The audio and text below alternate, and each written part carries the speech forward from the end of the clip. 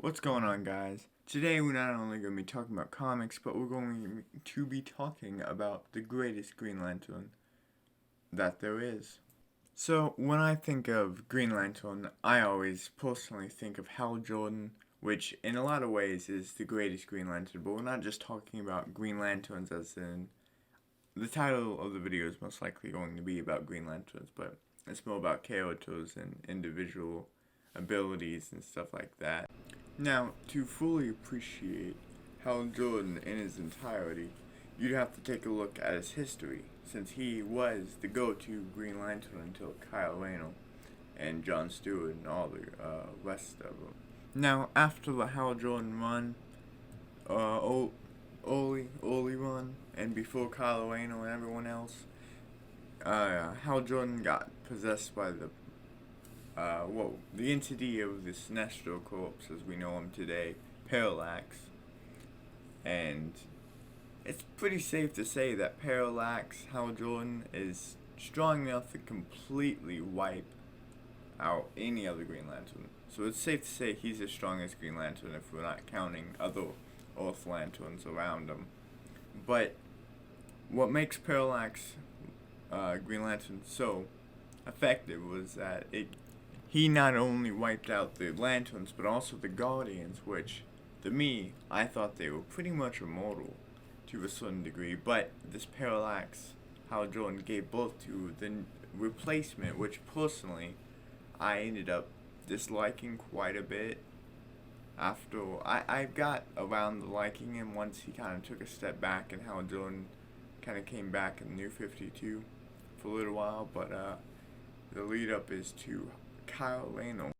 Now, their attempt to separate Hal Jordan and Kyle Rayner was pretty much that while, at least in the beginning, while Kyle Rayner may have been weaker than Parallax Hal Jordan, he was way more creative.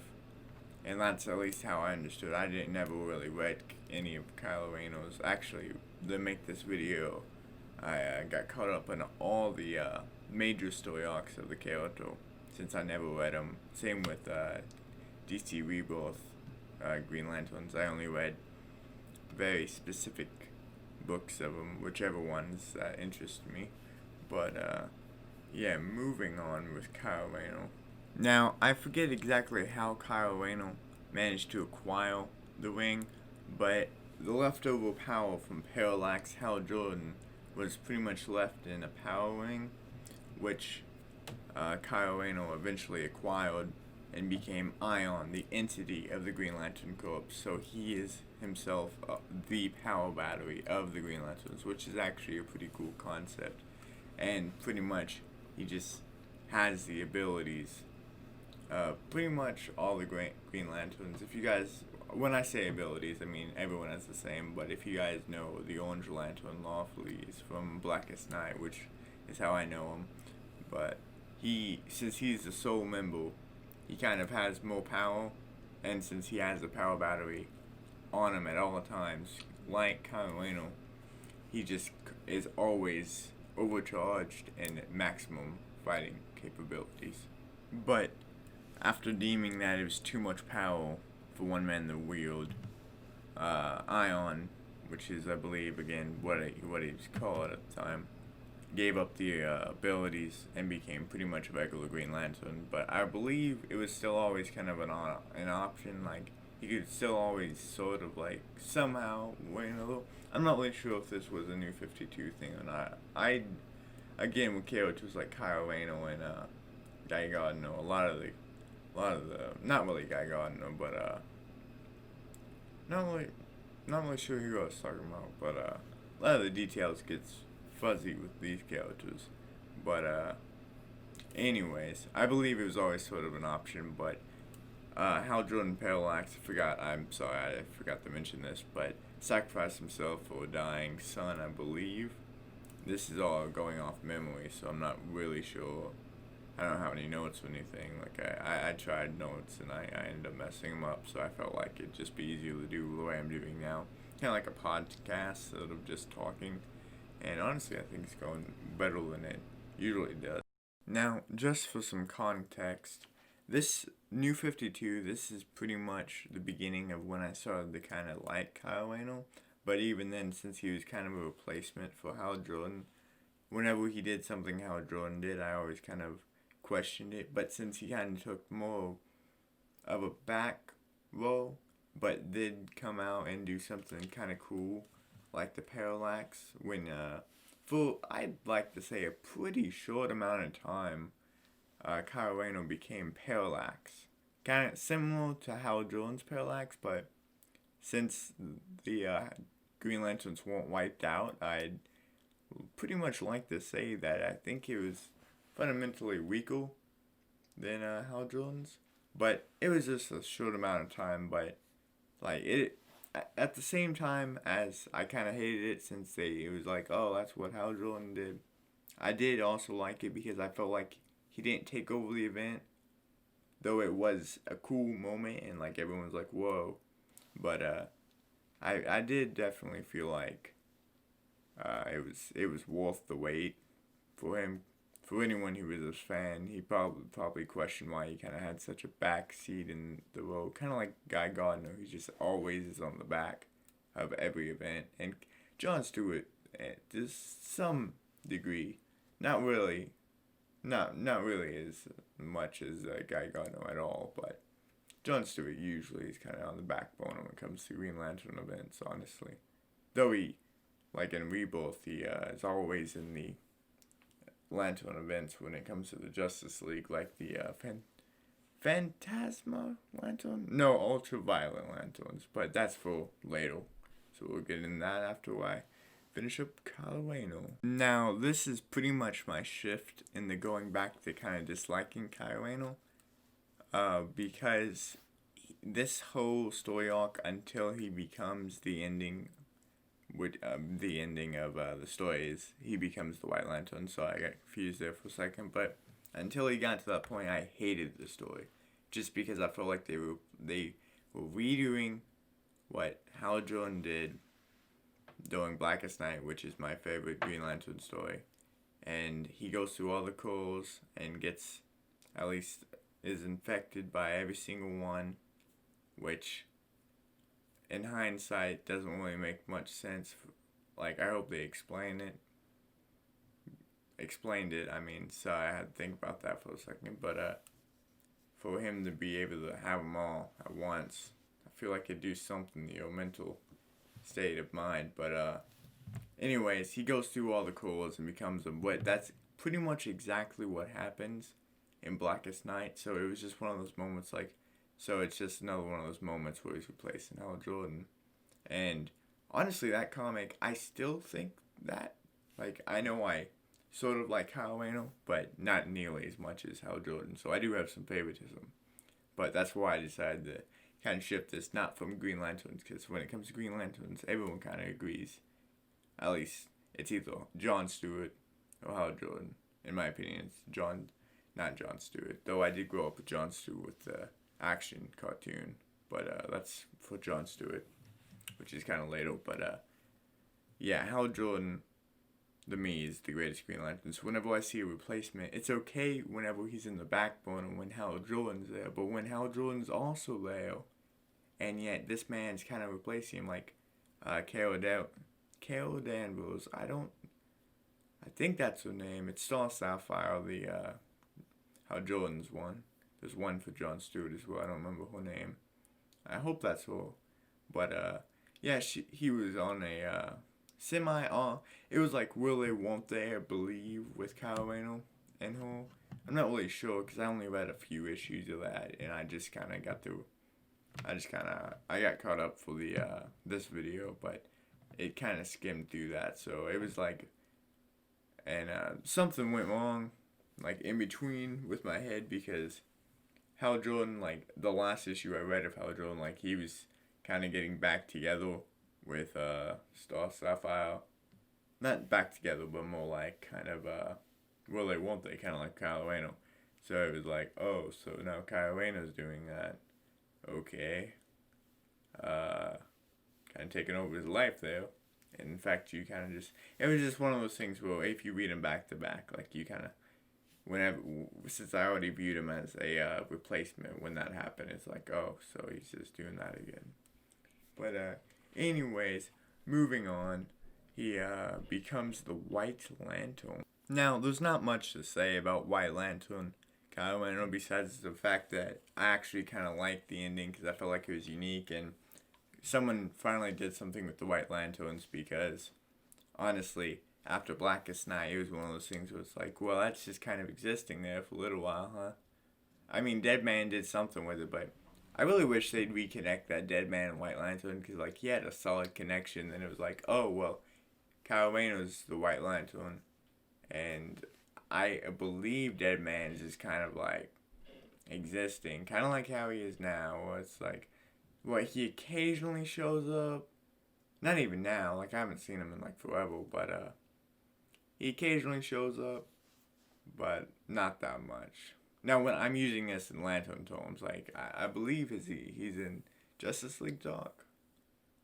But that's another thing I have to look up and stuff. But I believe, like, because I'm not sure if you guys knew, but after Blackest Night, it immediately went to Brightest Day, and it continued with Deadman. And Deadman was kind of like the holder of the White Lantern. I really wish they would have kept that somehow. Maybe Deadman can finally become a Lantern, just a permanent White Lantern, which it's fine for Kyle Rayner. At least Kyle Rayner, I didn't feel like he was replacing Hal Jordan. I feel like he finally was doing something new and unique by himself.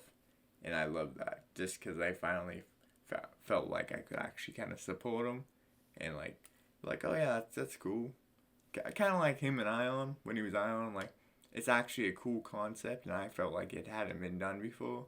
So, I can actually kind of support that. But that's pretty much it. There's not much to say about White Lantern and him.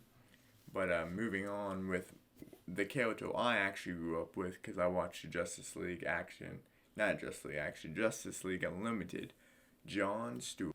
Now, John Stewart is one of those characters that I do like, just not as strongly as like the other ones.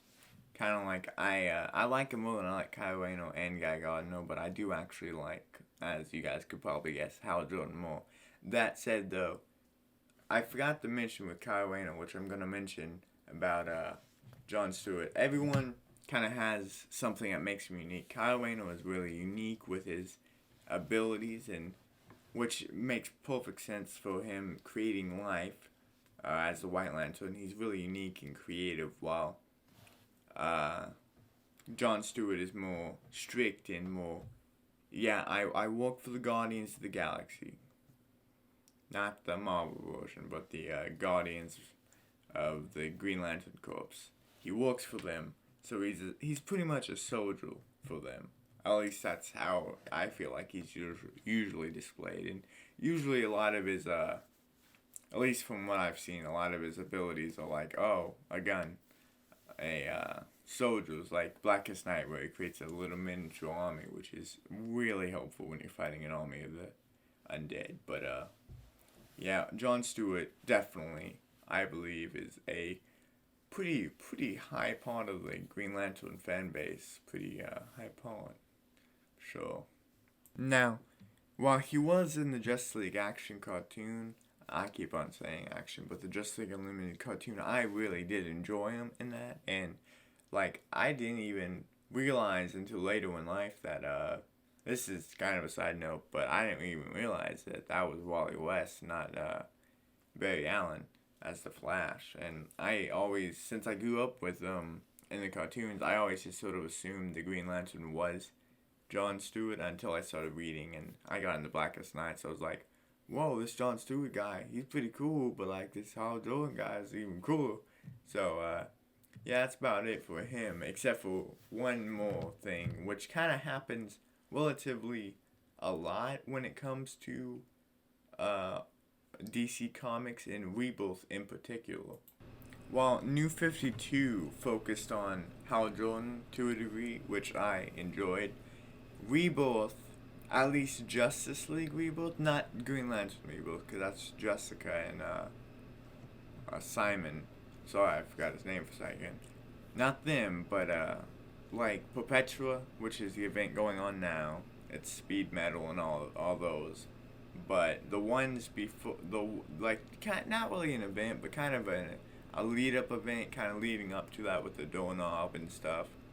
They had the Ultraviolet Corps, which was a pretty much a Lantern faction that Sinestro kind of started. It wasn't his, but well, actually, I think it was his, but he's the one who he's the one who discovered it, but he didn't use it initially, and he went back and found it and used it when he was kind of corrupt. But back then, he was still like on his way there as a Green Lantern, so he wasn't necessarily evil at that point in time. But during that story, it wasn't any other lanterns, at least right then and there. I'm not really sure if any other lanterns show up. Hal Jordan may have. I don't really remember exactly if any other lanterns showed up.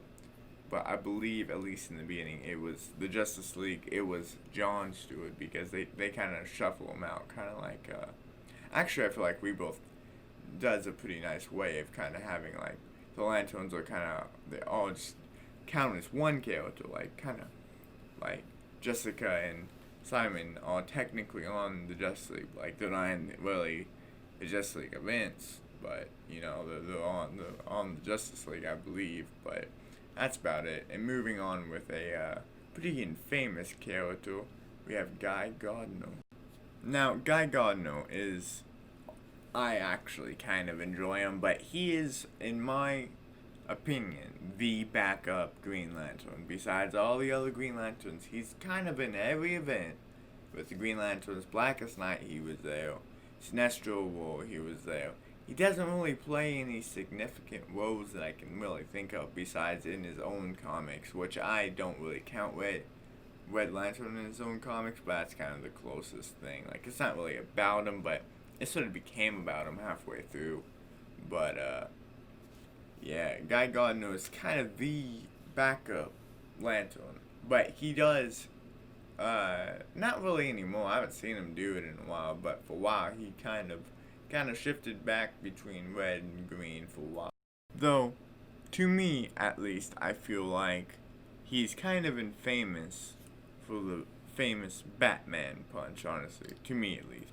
Now, while Guy Gardner is kind of famous for not really ever, at least not any times that I can really think of, being susceptible to any type of feel.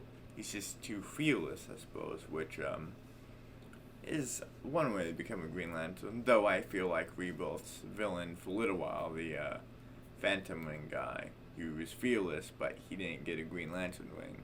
I don't really get how that works, because I feel like that's exactly how Guy Gardner kind of got his Green Lantern ring, in my opinion. But moving on, this is a really interesting concept that I didn't really read because I didn't really care. I read a little bit when the Red Lanterns attacked, because I really like Red Lanterns, and I kind of like other Lantern Corps, pretty much except for Blue. So just because Blue, I feel like I get the gist of it. I don't really feel like there's gonna be too many changes with it. Same with kind of Orange, though Orange doesn't have that much, so I do try to check it out when I can. Same with Star Sapphires and Indigo, but Indigo's never existing. But moving on, this is a really interesting concept, and I'm going to be honest. Honestly, I don't think Jessica Cruz should be a Green Lantern until they did, well, she actually got a Green Lantern ring. Which actually, it makes sense, because in the beginning, there's no way she got a Green Lantern ring. And it was a power ring from all three, which is actually pretty much, if you suffer from fear, you're going to get a power ring, which actually simulates a Green Lantern's ring, but more like it drives from your fear. But then it turned out like it's not, you kind of have control of it. But anyways, the Jessica, I'm gonna be honest, Simon has not done anything to interest me at all. So Simon Baz, he had that Emerald Sight thing, which was kind of cool, but he didn't really do much that interested me. That said, Jessica Cruz actually really interests me, and I'm just kind of a cool concept because you kind of see this character grow into being a Green Lantern, in my opinion. Because I don't think she started off a Green Lantern at all. That said, though, I do think that that character is pretty much the opposite. She was fearful. She was pretty much the opposite of Guy Gardner. So I think it was really interesting to see the two kind of grow. And yeah, so when it comes to powers and abilities, I would like to go ahead and say that when it comes to powers and abilities, I would have to say the White Lantern ring on Kyle Rayner is more powerful. Though, when we're looking in specific situations, I'm just going to go ahead and go over, and I know this is a bit stereotypical, but basically choose your favorite. That's how it's always going to be.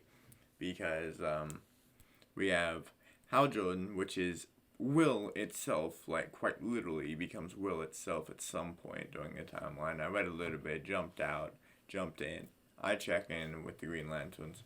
But then we have Kyle Rayner, which is just kind of the creative character. He's creative with his builds, which his builds in this case are Green Lantern constructions. And man, I just realized I spent like 4 hours on this. I had to learn how to do this, and it's actually like really late right now. I need to wrap this up real quick, but sorry about that. I just felt like you guys need to understand my pain. But moving on, I hope you guys have had a great day. But yeah, John Stewart is the military. He works for the Guardians. He works for the Guardians, and he gets his job done. No questions asked. And if I believe at some point he full on like kills a planet, and I think he feels bad about it. But that's a lot of the hate I think he gets, which I understand to some degree. Like when a character, like a fictional character, I understand. But if a character can get away with certain stuff, kind of like Captain Marvel in Marvel Comics as a character, this is just as a character. It's one of those things where it's like, when that argument happened over Brie Larson and stuff, it's like, well, okay, well, I dislike Captain Marvel, but as a character, just because Civil War 2, this is totally Marvel. I'm sorry, I just feel like I should bring it up because it's relevant to a point. Civil War 2, she full on kills Iron Man. Iron Man's officially dead, and he was dead. He officially came out in like an old Iron Man comic, but he was like, "Oh yeah, she full on killed me," and it's one of those things like, so no one's gonna question. Everyone's just cool with her killing Iron Man, and no one's questionable. Okay. But yeah, I never really liked her because of that. Like, she just kind of got away with mortal. Like Hawkeye did it, and like he killed Hulk when Hulk wasn't a threat, and he got in trouble for it. So what's the difference? Just because he has a bow and arrow? Fair enough. But anyways, back on track. Moving on with Guy Gardner. He just sort of is fearless and has a temper and is stubborn. That said, though, he is the natural enemy of the Yellow Lanterns. I cannot think of a single time that he was ever tempted to fall into the spell of the Sinestro Corps. I call them Yellow Lanterns, but they're called Sinestro, and the Pink Lanterns are called Star Sapphires.